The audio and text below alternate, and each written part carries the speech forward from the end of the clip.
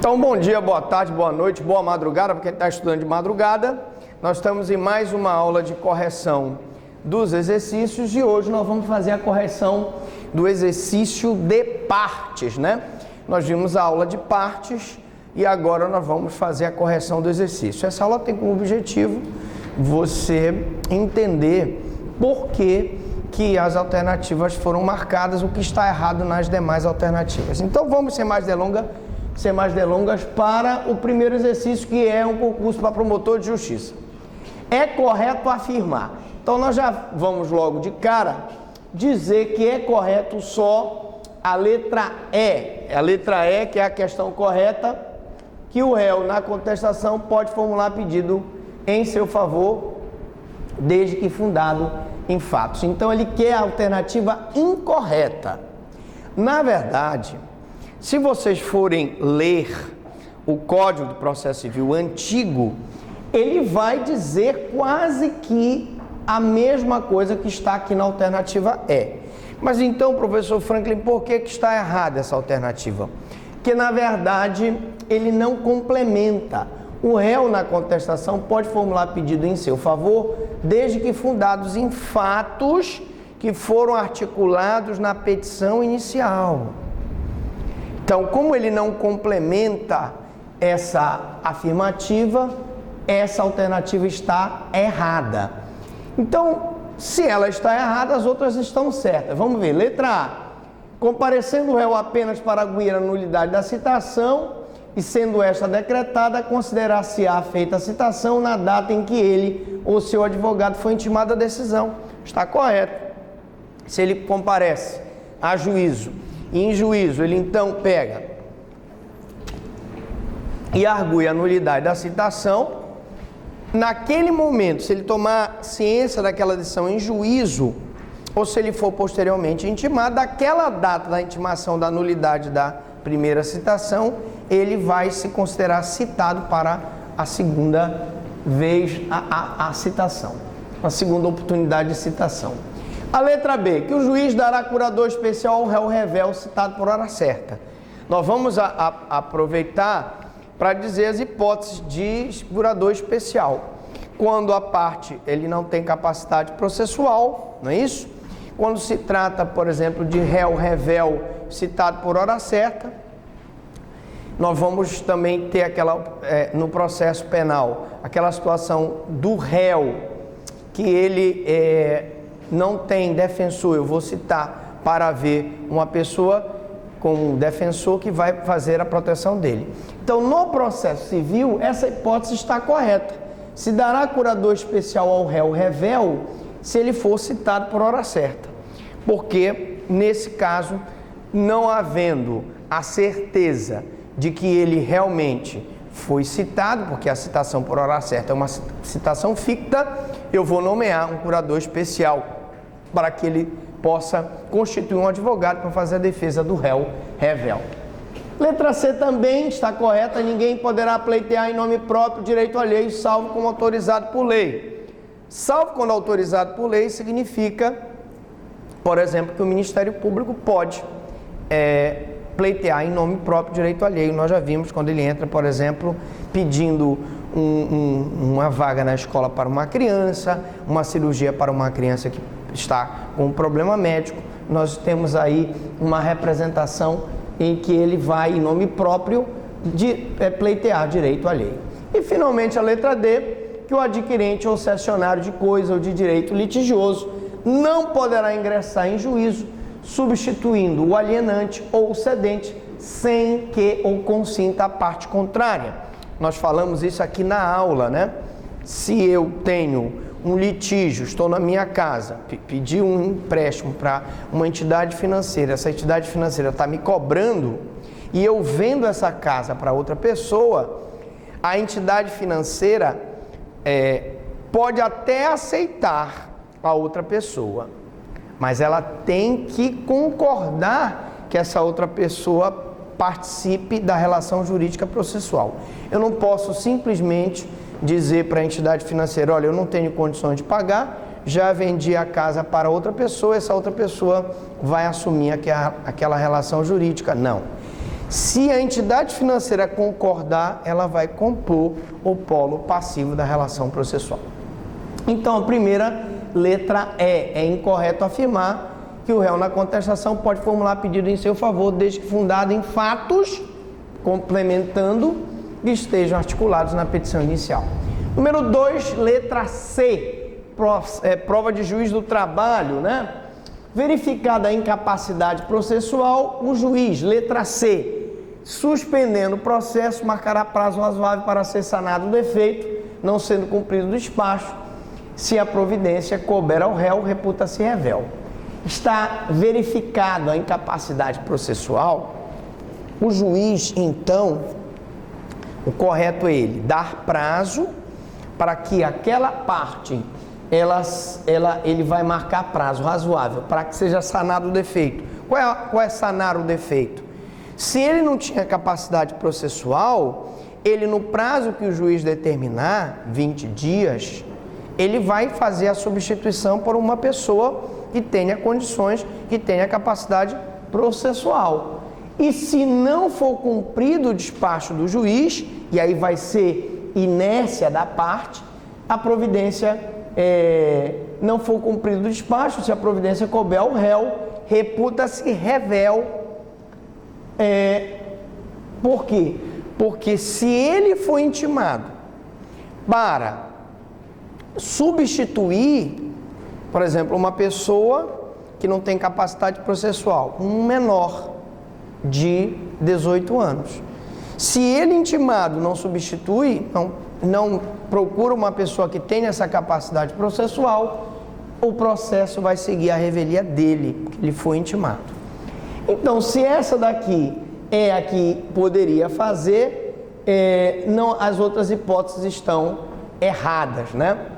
Vamos para a terceira questão, juiz de direito de São Paulo.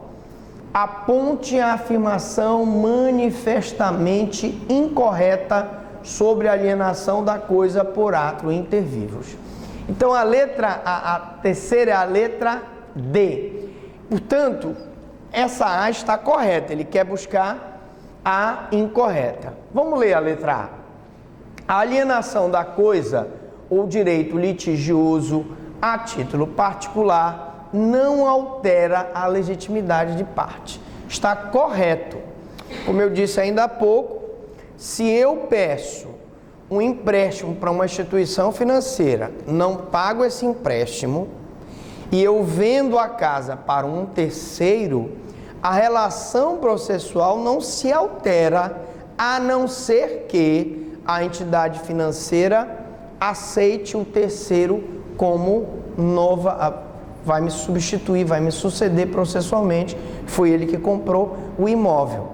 Salvo entendimento contrário, se a Caixa, por exemplo, econômica não aceitar o terceiro, eu não vou poder alterar a legitimidade das partes. Continua sendo eu o réu, que não paguei a instituição financeira, e a outra parte, a instituição financeira, a autora.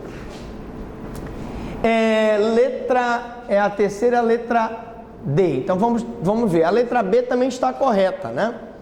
O adquirente ou cessionário não poderá ingressar em juízo substituindo o alienante ou cedente sem que se consinta a parte contrária. Acabamos de falar, né? E isso vocês estão percebendo que está sendo batido bem nas questões de prova, nas perguntas de prova. De prova! Pode cair na prova. Então, nós só vamos permitir a substituição processual se a parte concordar com a substituição. Se a parte não concordar, fica inalterada a relação jurídica processual. Portanto, está correta a letra B. A letra C. A sentença proferida entre as partes originárias estende os seus efeitos ao adquirente ou ao cessionário. Mas por que ela estende? Imagina, eu peguei um empréstimo da Caixa Econômica, não paguei. A Caixa Econômica move uma ação contra mim. Eu pego e vendo a casa para ele. É um terceiro. Claro, se a justiça determinar que quem tem que ficar com a casa é a Caixa Econômica, essa decisão não vai repercutir para ele? Claro que vai. Então está correta a letra C de casa. E finalmente o que está errado, que ele quer a errada, né? Na letra D. O que está errado na letra D, professor Franklin? A substituição voluntária das partes no curso do processo pode suceder quando houver concordância da parte contrária, mesmo que não esteja previsto em lei. Veja, tem que haver concordância da parte contrária, mas tem que estar previsto em lei. Se não está previsto em lei, está errada a questão, portanto é letra D. Quarta questão. Destas afirmações, só é correta, indique-a. Destas afirmações, só uma é correta, indique-a. Bom, nós sabemos que a quarta é letra A. Por quê? Quando é parte a fazenda pública ou Ministério Público, o prazo de um e de outra para contestar é em quádruplo e para recorrer é em dobro. Nós aprendemos isso quando nós falamos na aula de partes, nós dissemos que o Ministério Público, ele tem, e a Fazenda Pública, tem um prazo, né? Em quádruplo para contestar e em dobro para recorrer. Então gravem isso também, porque com certeza poderá ser perguntado de prova. Vamos pular então para a quinta questão, porque se essa está correta, os outros estão errados. Alguém quer fazer alguma observação? Tá tranquilo até aqui? Beleza? Tranquilo? Muito bem. Quinta questão, juiz de direito. Nas execuções embargadas, quando for vencida a fazenda pública, conforme disposto no CPC, é correto dizer que os honorários serão fixados. Então é interessante você anotar o que eu vou falar agora. Bom, normalmente, falando em honorários advocatícios, nós temos que analisar duas coisas. A solução do processo, a solução da lide, ela foi judicial ou foi extrajudicial? Imaginemos a seguinte situação. Tu contratas um advogado que tu estás devendo um imposto. Imposto pode ser o IPTU a nível municipal, o ICMS a nível estadual e também pode ser o imposto de renda a nível federal. Qualquer dessas hipóteses, se tu contratares o advogado e o advogado conseguir resolver o problema extrajudicialmente através de um acordo com a Receita Federal, por exemplo, ou com o fisco municipal ou com o fisco estadual, quanto é que eu teria normalmente que pagar ao advogado? 10% de honorários advocatícios. Significa dizer que se fosse 100 mil reais, eu pagaria 10 mil reais para ele. Todavia, se para resolver esse problema do fisco municipal, estadual ou federal, eu tivesse que contratar um advogado, por exemplo, para ele entrar com uma repetição de indébito, que é uma ação competente para questionar o valor do débito, e ele ganhasse, normalmente eu teria que pagar 20% para ele, porque ele resolveu a questão judicialmente. Então seriam 20%. Se fossem 100 mil, eu teria que pagar 20 mil. Lógico, você vai me perguntar, mas doutor Franklin, esses 20% provavelmente será descontado o que o advogado recebeu para dar entrada na ação. Claro, se você pagou ao advogado 5 mil reais para ele dar entrada na ação, vai ser descontado os 5 mil e você só terá que pagar para ele 15 mil dos 20 mil. Confere? Agora, preste atenção que nessa questão aqui, nós temos a fazenda pública vencida.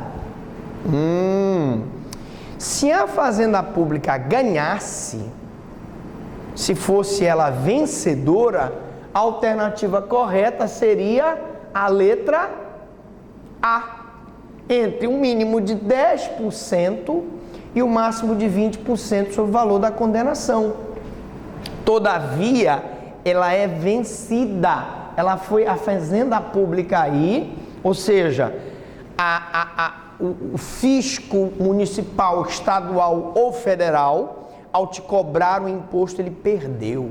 Ele não ganhou, ele perdeu. Logo, se ele perdeu, qual é a alternativa correta?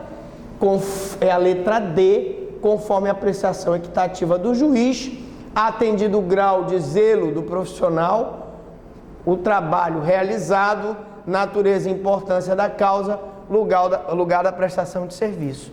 Eu vou ter, então, uma decisão judicial sobre os honorários, porque a fazenda perdeu.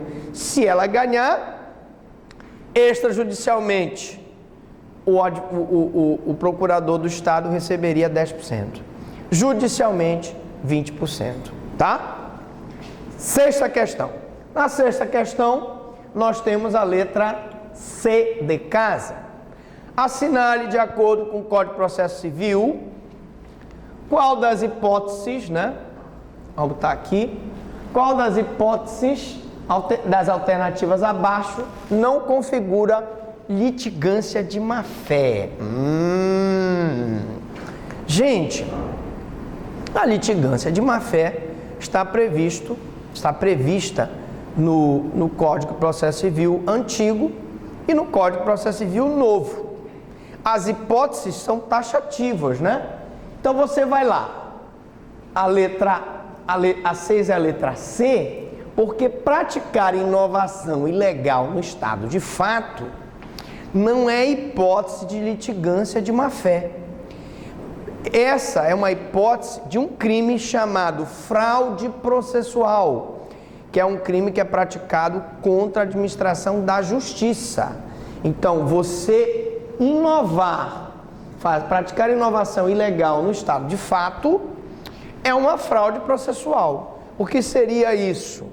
Seria, por exemplo, a pessoa alterar, né, num crime, a posição dos objetos, a posição do corpo, para justamente fraudar o resultado da perícia. Poderia ser uma fraude à perícia. Então, já que nós já sabemos que a C não é litigância de má-fé e é a alternativa correta, vamos aprender que interpor recurso com intuito manifestamente protelatório é litigância de má-fé. Porque se você interpõe um recurso, sabendo que esse recurso tem como objetivo apenas procrastinar o julgamento daquele processo, eu vou ter então um recurso protelatório. E isso é litigância de má-fé. Também usar processo para conseguir objetivo ilegal. Você, por exemplo, quer cobrar uma dívida de jogo, você não pode fazê-lo, mas você simula a prática de um ato ilícito que teria supostamente sido praticado pelo teu devedor, para que tu possas mover uma ação de reparação de dano contra ele. Isso aí você está usando o processo para conseguir o objetivo ilegal. Deduzir pretensão ou defesa contra texto expresso de lei ou fato incontroverso. Não só nós diríamos que no velho Código de Processo Civil eu teria a litigância de má-fé se você defender uma pretensão contra texto expresso de lei, como no novo Código de Processo Civil, além do texto expresso de lei, vai representar a litigância de má-fé o que nós chamamos de precedente. Você defendeu uma tese contra um precedente. O que é isso, professor Franklin? O novo Código de Processo Civil traz essa inovação do precedente. O que é o precedente? Prestem muita atenção no que eu vou explicar. O Supremo Tribunal Federal, o STJ, ele edita súmulas. Inclusive o Supremo edita súmulas vinculantes, por exemplo. E quando você já tem uma súmula vinculante, vai ser tudo mais fácil no novo Código de Processo Civil, porque você vai entrar com a ação dizendo, olha, já existe um precedente. O Supremo Tribunal Federal já julgou o meu processo, está aqui o precedente. Então, vai ser muito mais fácil, porque na hora que você for contestar a ação, você vai dizer, olha, o cidadão não tem direito a essa pretensão, porque já existe uma súmula do Supremo, já existe uma súmula do STJ, dizendo que ele não tem pretensão. Está aqui a certidão da súmula. Então, lógico, se ele defende pretensão contra texto expresso de lei ou contra fato incontroverso, previsto, por exemplo, numa súmula vinculante, falando no novo Código de Processo Civil, nós vamos ter a litigância de má-fé. Tá? Então, a letra correta, a letra C, praticar inovação ilegal no estado de fato. Vamos para a sétima. Defensor público. E essa sétima, ela dá muita discussão. Muita discussão, mas é fácil, não é difícil. Defensor público. A procuração geral para o foro, assinada pelo réu, habilita o seu advogado a. Ela habilita a gente a ser intimado dos atos do processo. A procuração geral. A pergunta é, professor Franklin, por que a alternativa B, C, D e E está incorreta? Valendo ponto para a prova.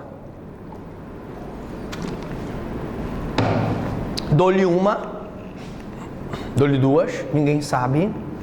É simples, gente. Preste atenção. Para que ele possa transigir, desde que os direitos sejam disponíveis, ou seja, fazer acordo, receber a citação inicial, reconhecer a procedência do pedido ou confessar, ele tem que ter poderes expressos. Ele tem que ter poderes expressos. Procuração geral para o foro não lhe dá poderes expressos para que ele confesse, para que ele receba citação inicial ou para que ele reconheça a procedência do pedido. Tu imaginas o perigo que seria tu passares uma procuração geral com poderes apenas de foro para um advogado e ele então vai lá e confessa ou alega a procedência do pedido que é contra os teus interesses. Mas eu não te passei essa procuração com esses poderes, você não tinha poder para confessar, você não tinha poder para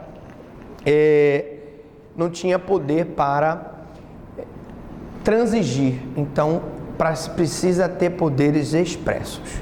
Bom, alright, vamos então para a oitava. Também letra A, juiz de direito de Minas Gerais.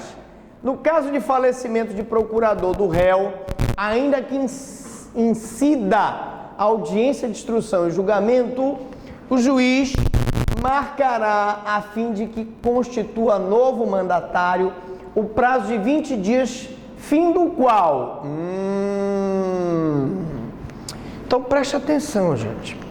Faleceu o advogado. O juiz intimou a parte para que no prazo de 20 dias ele pudesse intimar, pudesse procurar um outro advogado. Logo, se ele não fizer, o que o juiz tem que fazer? Mandará prosseguir o processo à revelia do réu. Porque se ele foi intimado para arranjar um outro advogado, que o advogado dele faleceu, e ele não providenciou, o processo segue a revelia dele. Fácil, né? Tranquilo. Essa parece aquela outra questão também, que ele foi intimado, não tomou a providência, e o processo, então, não sendo tomada a providência, ele vai seguir a revelia do réu. Nona questão, Juiz federal. Juiz federal. Perigo. Mas ela é fácil, né? Assinalar a alternativa correta. Então, vamos ler aqui. O que está errado na... Ele quer a alternativa correta. O que está errado na... A substituição processual e também a substituição de parte só são admitidas se forem expressamente previstas na lei ou no contrato. A substituição processual e também a substituição de parte só são admitidas se forem expressamente previstas na lei ou no contrato. O que está errado aí é o contrato, né, gente? Ela tem que estar prevista na lei. O que está errado aí é o contrato. Tem nada a ver a previsão contratual, muito embora esteja previsto contratualmente, se não tiver previsto na lei, não pode ser feita a substituição. Letra B de bola. A capacidade para o processo, ad processum, é uma condição da ação que se vincula à pertinência subjetiva da demanda. Capacidade para o processo não é condição de ação. Quais são as condições de ação, gente? Possibilidade jurídica do pedido, interesse de agir e legitimidade das partes. E nós sabemos que no novo Código de Processo Civil a possibilidade jurídica do pedido vai sair para tristeza do Liebman, que vai se revirar lá na sua catacumba, porque ele que inventou isso aí, né? Foi ele que inventou. Então, estamos ainda na nona, né? Só pessoas físicas e jurídicas têm capacidade de ser parte. Está errado aí, gente.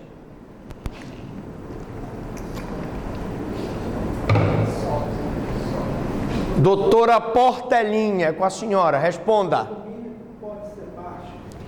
Pois é, está faltando os entes despersonalizados. E aí eu tenho os condomínios, o condomínio não, massa falida, o inventário, né? O espólio, né? Eu tenho a massa falida, o espólio. Então, não só são pessoas físicas e jurídicas, né? E, finalmente, a letra D. Para as causas que versem sobre direitos reais e imobiliários, os cônjuges são litisconsórcios necessários se réus, mas não são se autores. Se eu e a minha mulher pedimos um empréstimo na Caixa Econômica e não pagamos, quando a Caixa Econômica nos cobrar, ela vai nos cobrar nós dois?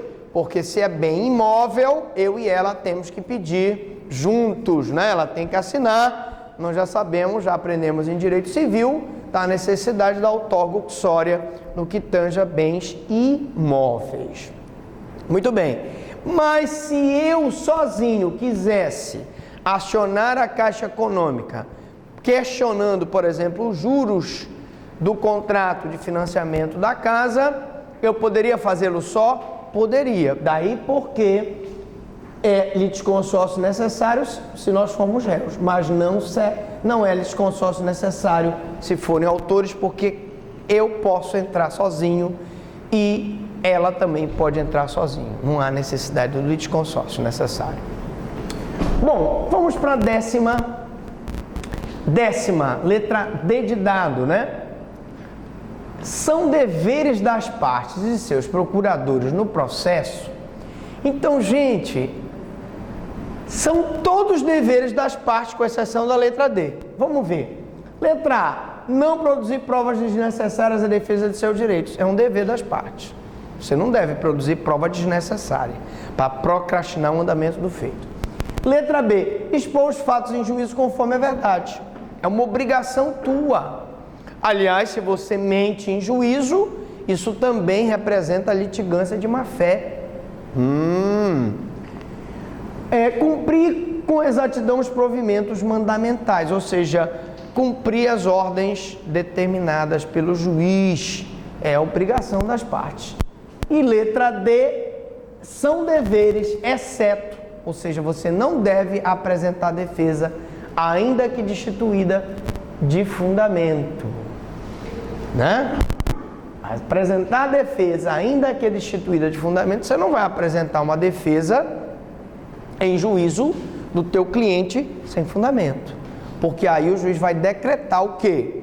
No processo penal ele decretaria que a pessoa está sem defesa técnica. No processo civil não, porque nós teríamos aí um direito patrimonial disponível e que tu poderias substituir aquele teu advogado que fez aquela lambança de ter apresentado uma defesa sem fundamento. Portanto, 10ª letra D de dado.